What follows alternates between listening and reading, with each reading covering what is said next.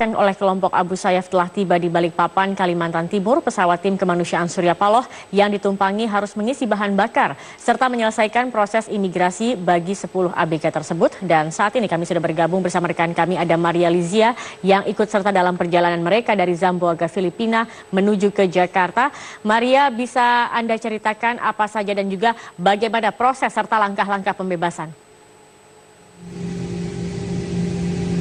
Baik Zakia, proses pembebasan tadi berlangsung cukup panjang karena ke-10 WNI ini memang berada sudah sejak semalam pertama di Basilan, kemudian mereka dijemput ke Sulu lalu ke Zamboanga, sehingga mereka menjalani proses yang cukup melelahkan sekitar semalaman untuk menuju ke Zamboanga, tempat di mana mereka dibebaskan. Dan memang saat itu proses pembebasan tidak mudah karena di samping mereka harus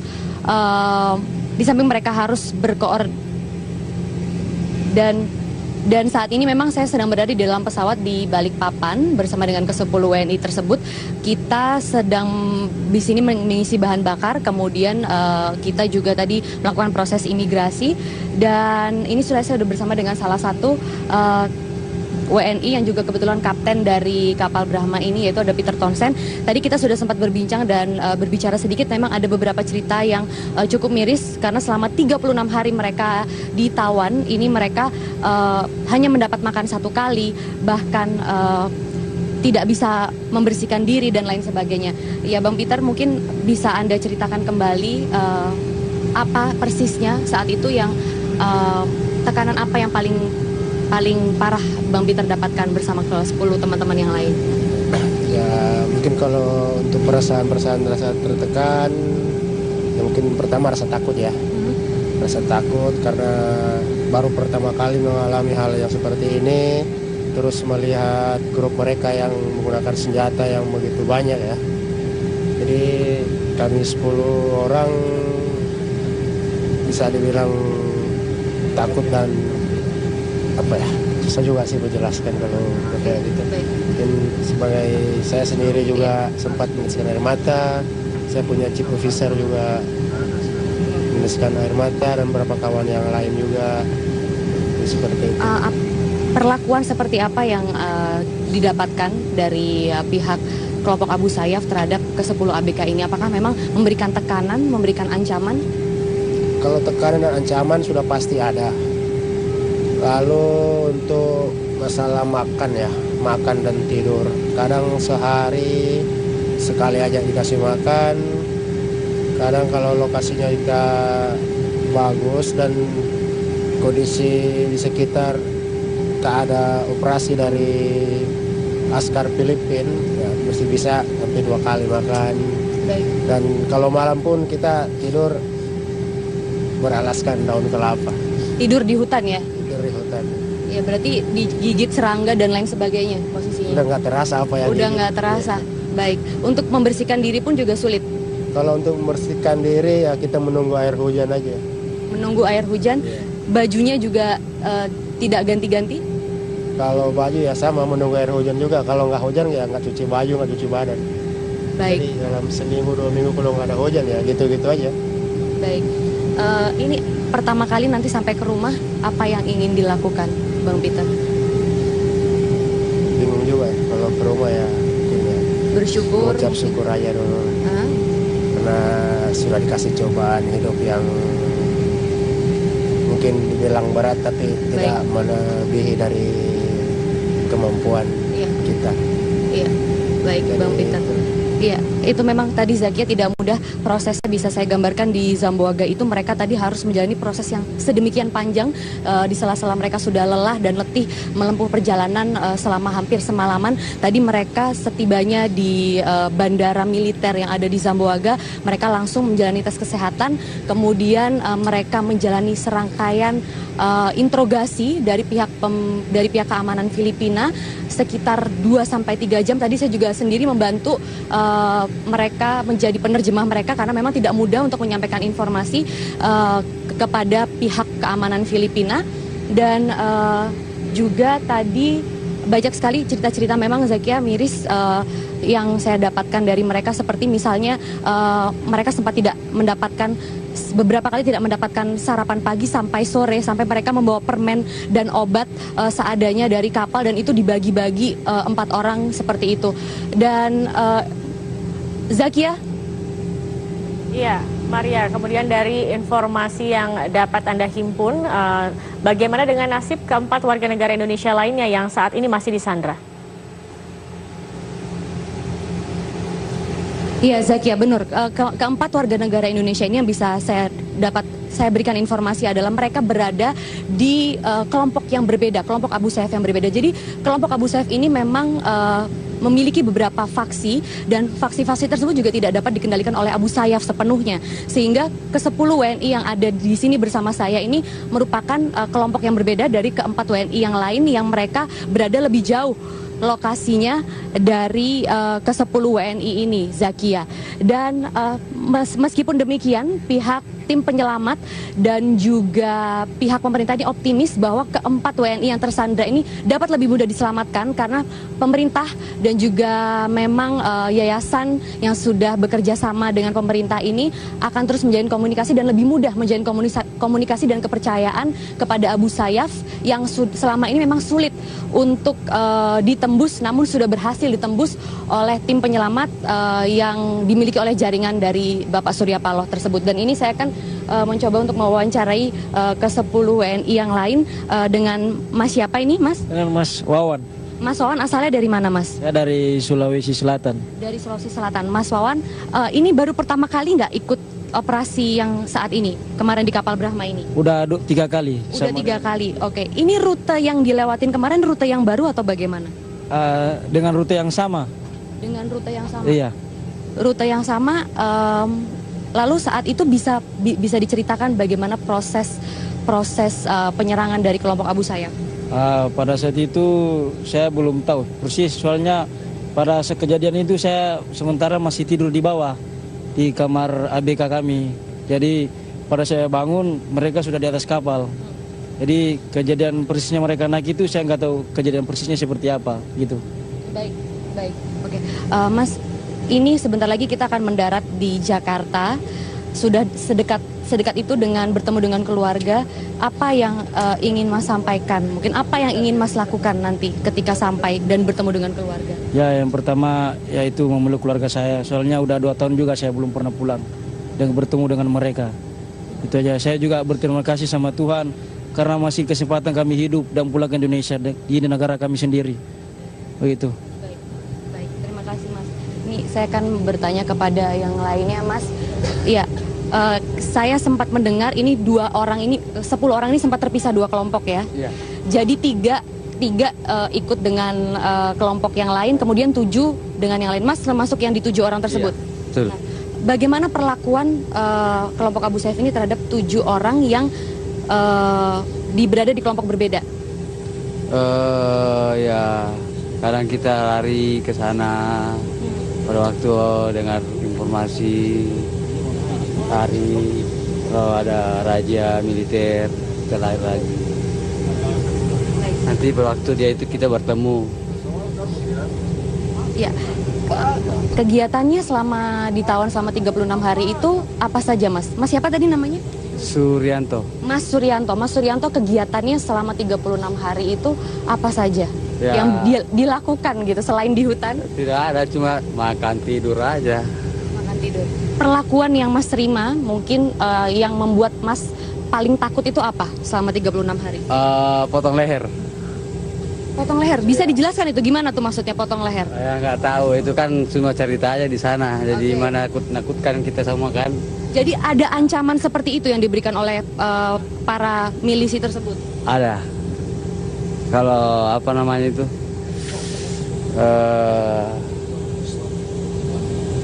Kalau uang tidak dikasih.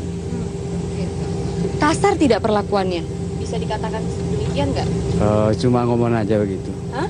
Cuma ngomong aja begitu. Cuma ngomong, jadi ancaman ya? Ancaman yang membuat teman-teman tertekan? Iya, begitu. Baik. Pernah bertemu dengan sandera dari warga negara lain? Tidak ada. Nggak pernah. Tidak ada. Pernah melihat para teroris tersebut mungkin? Tidak pernah. Mereka selalu menggunakan Serban. semua Pakai ditutup topeng, wajahnya. topeng. pakai topeng. Pakai topeng. Iya. Kegiatan mereka selama menyandra itu apa? Kalau Mas kan tadi makan tidur. Nah, kalau mereka gimana? Dia jaga kita. Jaga kita. Iya. Kencing pun dikawal. Semua proses dikawal. Iya, semua. Mau buang air besar pun dikawal. Jadi tidak pernah sampai ketemu dengan sandera dari warga negara lain. Tidak pernah. Tidak pernah. Tidak pernah. Hanya dengar cerita-cerita aja. Cerita apa tuh yang disampaikan? Cuma kalau masalah gitu saya tidak ada juga sih gitu. Itu tadi potong leher itu? Cuma dia aja yang bicara sama kita, cuma takut-takuti supaya uang cepat gitu. Oke. Baik. Itu aja. Baik, ya. Dan memang Zakia, saat ini memang saya sedang berada di dalam pesawat. Ini kita masih berada di Balikpapan dan sedang mengisi bahan bakar, namun kita akan segera take off untuk langsung menuju Bandara Halim Perdana Kusuma.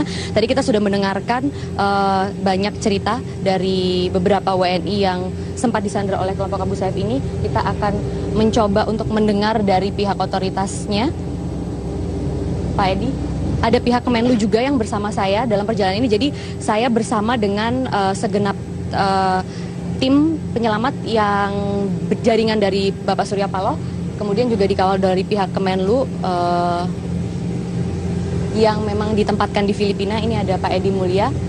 Ya, Pak Edi mungkin bisa Anda sampaikan catatan apa yang diperoleh untuk dari pihak Kemenlu terhadap pembebasan sandera dari Abu Sayyaf ini. Terima kasih. Jadi awalnya kita dari sejak kejadian kasus ini memonitor terus dan melaporkan ke Jakarta. Terus di pertengah jalan dapat kabar dari rekan saya untuk bergabung, dan saya melaporkan kepada atasan saya untuk bergabung. Setelah kita jajaki, ternyata yang itu meminta adalah rekan-rekan saya, sahabat saya. Sahabat dari cukup lama ya. 2011 kita mengadakan riset root causes and motivation of terrorism. Sudah sebulan ya Pak ini proses penyelamatan, maksudnya proses perencanaan penyelamatan ini. Nah itu tuh bisa digambarkan waktu itu susahnya seperti apa? Karena waktu itu kan memang akses dari pemerintah Indonesia sangat terbatas terhadap pihak pemerintah Filipina. Iya, karena fungsi saya hanya memonitor dan menyampaikan, dan kebetulan sahabat saya tuh Pak Baidowi dan Pak Rizal, mereka mengasihkan proposal dan menceritakan. Kita baca.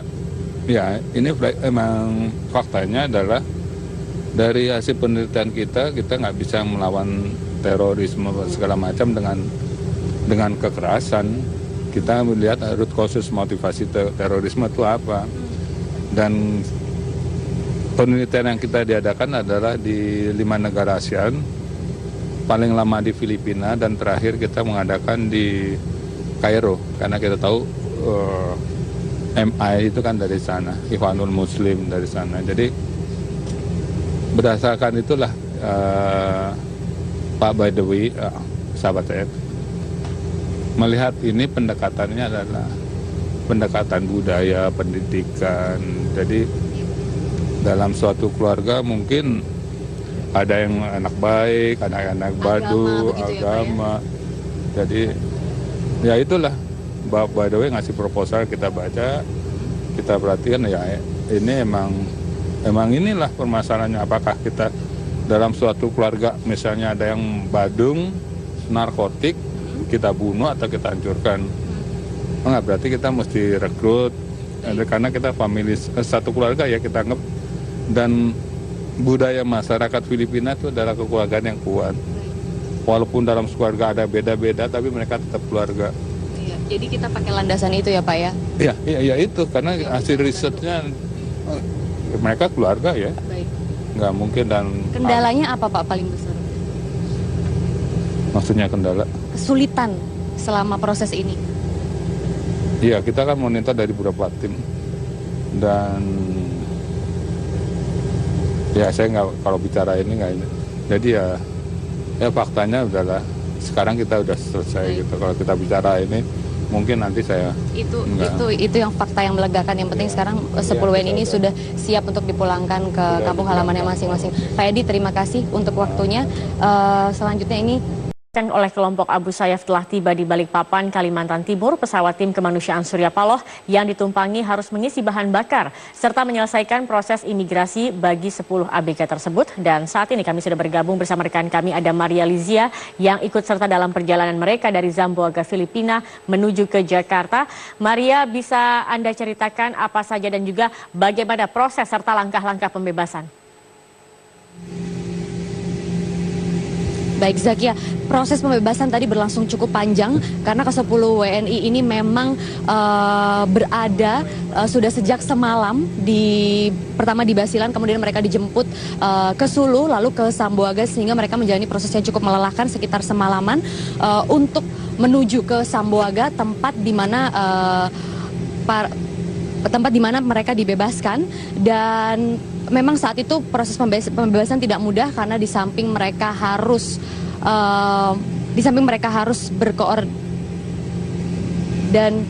dan saat ini memang saya sedang berada di dalam pesawat di Balikpapan bersama dengan ke-10 WNI tersebut. Kita sedang di sini mengisi bahan bakar, kemudian kita juga tadi melakukan proses imigrasi, dan ini saya sudah bersama dengan salah satu WNI yang juga kebetulan kapten dari kapal Brahma ini, yaitu ada Peter Townsend. Tadi kita sudah sempat berbincang dan berbicara sedikit. Memang ada beberapa cerita yang cukup miris karena selama 36 hari mereka ditawan ini mereka hanya mendapat makan 1 kali, bahkan tidak bisa membersihkan diri dan lain sebagainya.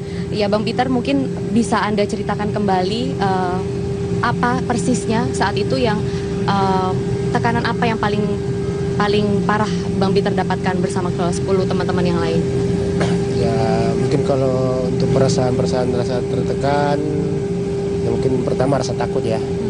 Rasa takut karena baru pertama kali mengalami hal yang seperti ini, terus melihat grup mereka yang menggunakan senjata yang begitu banyak ya.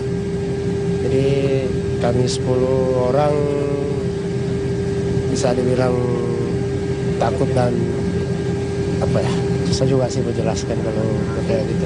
Mungkin sebagai saya sendiri juga sempat meneteskan air mata, saya punya chief officer juga meneteskan air mata. Kalau Mas kan tadi makan tidur, nah kalau mereka gimana? Dia jaga kita. Jaga kita? Iya. Kencing pun dikawal. Semua proses dikawal? Iya, semua. Mau buang air besar pun dikawal. Jadi tidak pernah sampai ketemu dengan sandera dari warga negara lain? Tidak pernah. Tidak pernah? Tidak pernah. Hanya dengar cerita-cerita aja? Ya. Cerita apa tuh yang disampaikan? Cuma kalau masalah gitu saya tidak ada juga sih gitu. Itu tadi potong leher itu? Cuma dia aja yang bicara sama kita, cuma takut-takuti supaya uang cepat gitu. Oke. Baik. Itu aja. Baik, ya. Dan memang Zakia, saat ini memang saya sedang berada di dalam pesawat. Ini kita masih berada di Balikpapan dan sedang mengisi bahan bakar, namun kita akan segera take off untuk langsung menuju Bandara Halim Perdana Kusuma. Tadi kita sudah mendengarkan banyak cerita dari beberapa WNI yang sempat disandra oleh kelompok Abu Sayyaf ini. Kita akan mencoba untuk mendengar dari pihak otoritasnya. Pak Edi, ada pihak Kemenlu juga yang bersama saya dalam perjalanan ini. Jadi saya bersama dengan segenap tim penyelamat yang berjaringan dari Bapak Surya Paloh, kemudian juga dikawal dari pihak Kemenlu yang memang ditempatkan di Filipina. Ini ada Pak Edi Mulya. Ya, Pak Edi mungkin bisa Anda sampaikan catatan apa yang diperoleh untuk dari pihak Kemenlu terhadap pembebasan sandera dari Abu Sayyaf ini? Terima kasih. Jadi awalnya kita dari sejak kejadian kasus ini memonitor terus dan melaporkan ke Jakarta. Terus di pertengah jalan dapat kabar dari rekan saya untuk bergabung, dan saya melaporkan kepada atasan saya untuk bergabung. Setelah kita jajaki, ternyata yang itu meminta adalah rekan-rekan saya, sahabat saya. Sahabat dari cukup lama ya.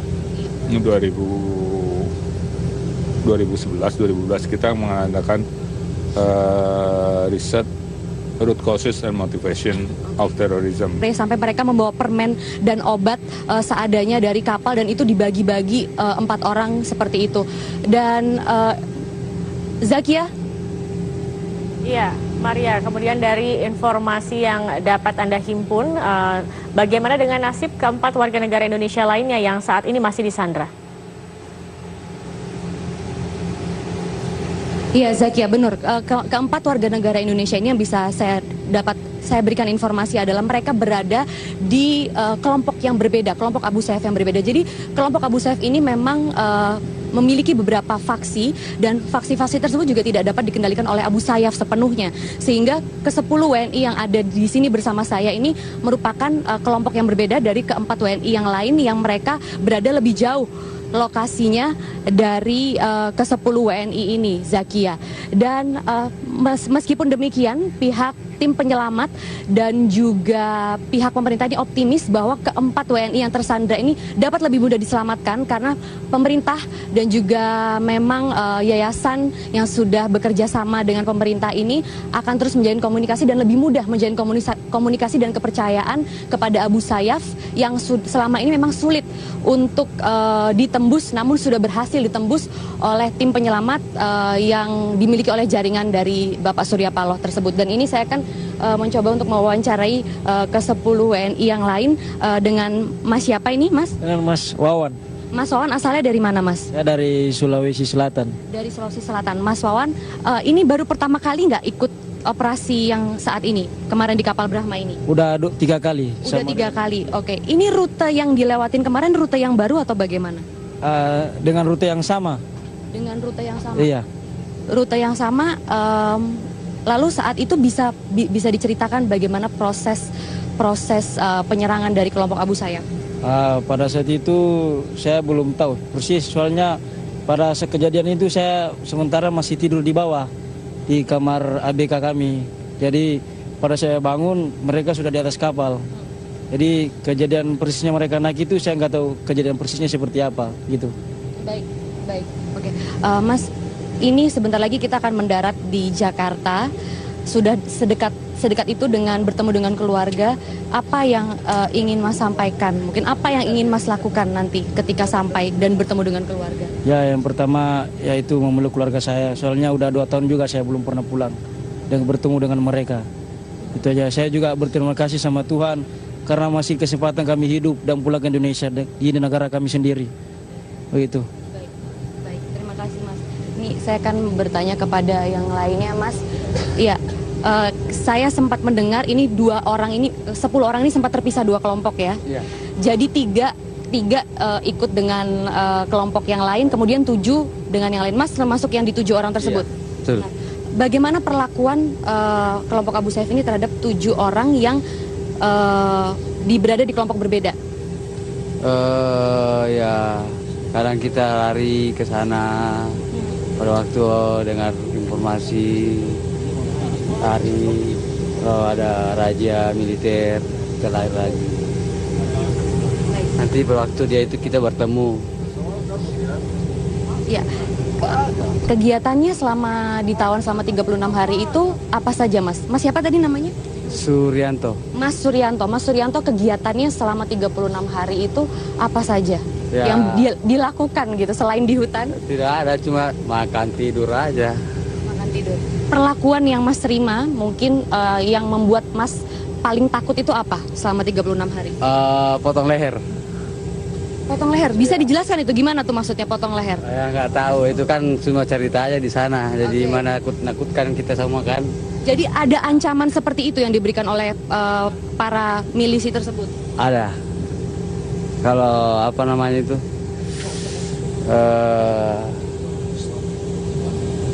Kalau uang tidak dikasih. Kasar tidak perlakuannya? Bisa dikatakan demikian nggak? Cuma ngomong aja begitu. Hah? Cuma ngomong aja begitu. Cuma ngomong, jadi ancaman ya? Ancaman yang membuat teman-teman tertekan? Iya, begitu. Baik, pernah bertemu dengan sandera dari warga negara lain? Tidak ada. Nggak pernah. Tidak pernah. Pernah melihat para teroris tersebut mungkin? Tidak pernah. Mereka selalu menggunakan Serba. semua Pakai ditutup topeng, wajahnya. Pakai topeng. Pakai topeng. Iya. Kegiatan mereka selama menyandera itu apa? Beberapa kawan yang lain juga seperti itu. Perlakuan seperti apa yang didapatkan dari pihak kelompok Abu Sayyaf terhadap ke-10 ABK ini? Apakah memang memberikan tekanan, memberikan ancaman? Kalau tekanan dan ancaman sudah pasti ada. Lalu untuk masalah makan ya, makan dan tidur. Kadang sehari sekali aja dikasih makan. Kadang kalau lokasinya juga bagus dan kondisi di sekitar tak ada operasi dari askar Filipina, ya mesti bisa sampai 2 kali makan. Baik. Dan kalau malam pun kita tidur beralaskan daun kelapa. Tidur di hutan ya? Tidur di hutan. Ya berarti digigit serangga dan lain sebagainya posisinya? Udah nggak terasa apa yang Udah gigit. nggak terasa. Baik. Untuk membersihkan diri pun juga sulit? Kalau untuk membersihkan diri ya kita menunggu air hujan aja. Menunggu air hujan? Iya. Bajunya juga tidak ganti-ganti? Kalau baju ya sama menunggu air hujan juga. Kalau nggak hujan ya nggak cuci baju, nggak cuci badan. Baik. Jadi dalam seminggu 2 minggu kalau nggak ada hujan ya gitu-gitu aja. Baik. Ini pertama kali nanti sampai ke rumah, apa yang ingin dilakukan, Bang Peter? Bingung juga ya kalau ke rumah ya. Bersyukur. Ucap syukur aja dulu. Hah? Karena sudah dikasih cobaan hidup yang mungkin dibilang berat tapi tidak melebihi dari kemampuan Iya. kita. Iya. Baik, Jadi, Bang Peter.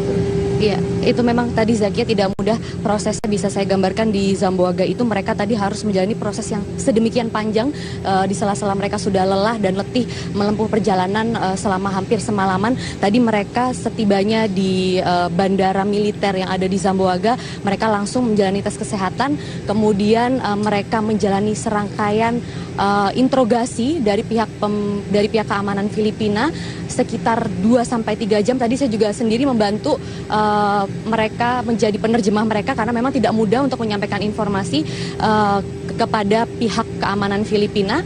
Dan juga tadi banyak sekali cerita-cerita memang Zakia miris yang saya dapatkan dari mereka, seperti misalnya mereka sempat tidak mendapatkan, beberapa kali tidak mendapatkan sarapan pagi sampai sore.